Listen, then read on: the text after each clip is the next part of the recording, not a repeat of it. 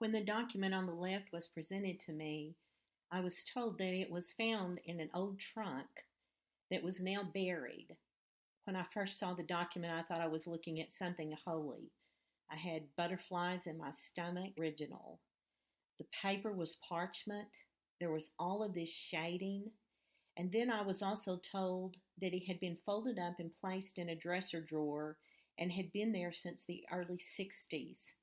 I thought for sure I was going to be fortunate enough to have found an original document.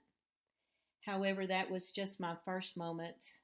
I immediately grabbed the magnifying glass. I started going over the document and looking at it, and I was just so excited. I took copies of it, I took pictures of it. I I just began to examine the document. However, as I began to study, I learned that a pharmacist had discovered how to make parchment paper. And by dropping some compound that he was preparing one night and arriving back at his desk the next day and finding it had created parchment paper on the paper it had spilled.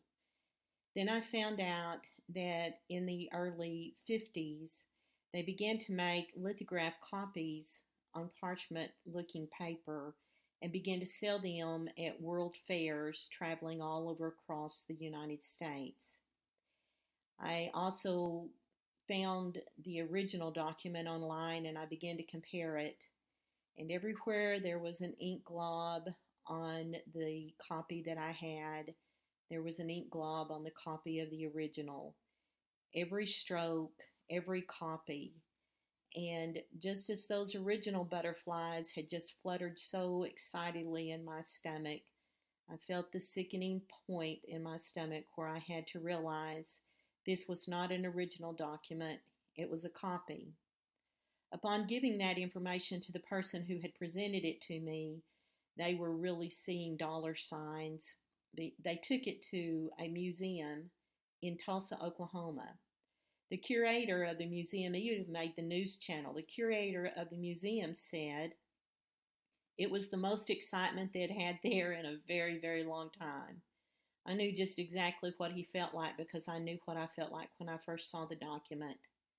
But it was a copy, and it was not an original. That is one of the things document examiners do, and ethical document examiners are always going to tell you the truth.